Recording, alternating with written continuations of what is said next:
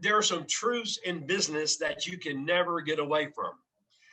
One is surrounding yourself with people that are smarter than you.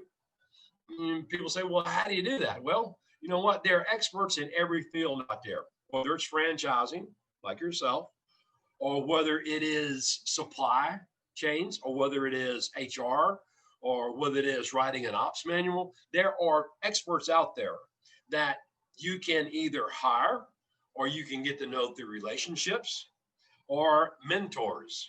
Okay. Mentors is a big thing for me. Mm-hmm. So there are a lot of paths to success and how you can get there. But the overall number one that I always say is number one, it's going to be hard work. Number two, is going to be surrounding yourself with people that are smarter than you. I'm going to tell y'all a quick story.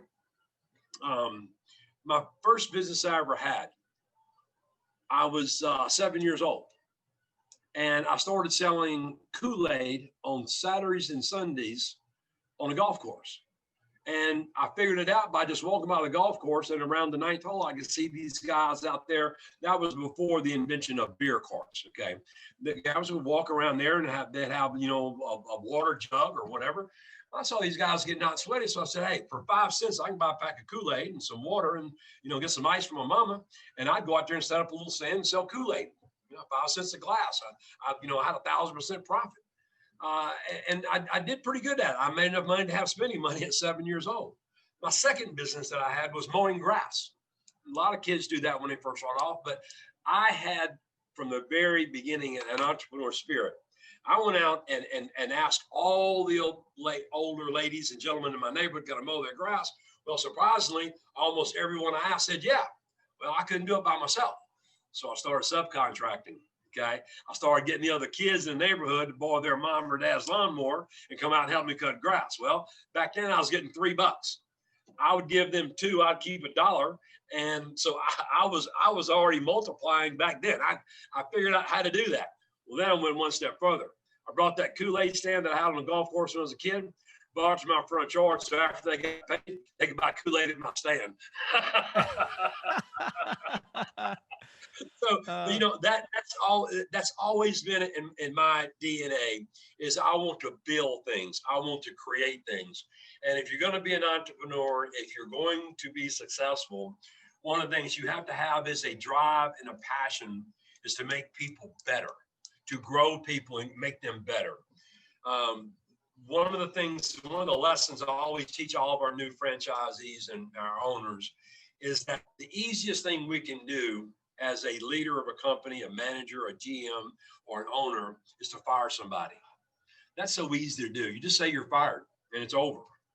But here's what separates a great leader or a great entrepreneur is you take that person that's struggling a little bit, that's not quite doing as well as everyone else, and you pull them along, you mentor them, you give them extra work, extra attention.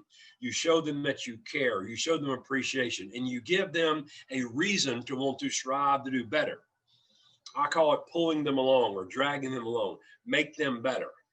And then as you grow them little by little by little, now you created an atmosphere of cooperation, and other people have seen how that person is going from a pot washer to a manager or to a front house manager or shift manager or even a general manager. In some cases, an owner, if you do it right.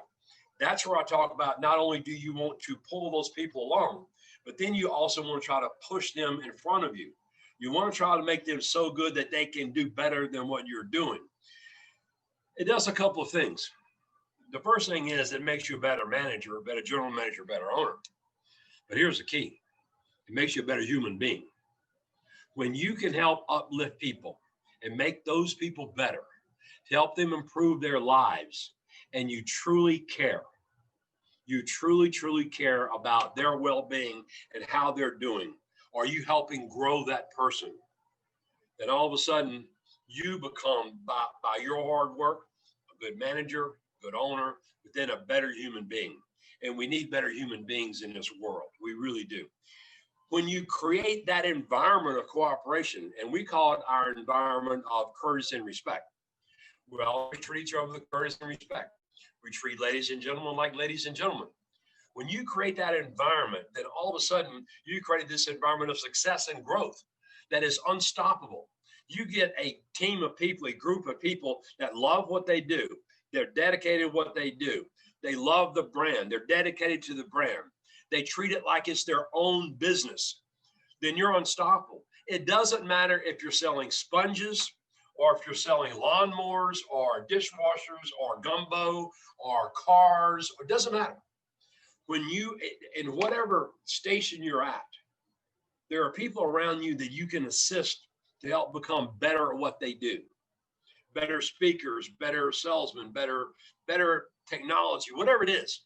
If you're able to help spread that environment around there, then they're going to help the people around them. Then all of a sudden, you create this environment of cooperation, and it's basically impossible to fail.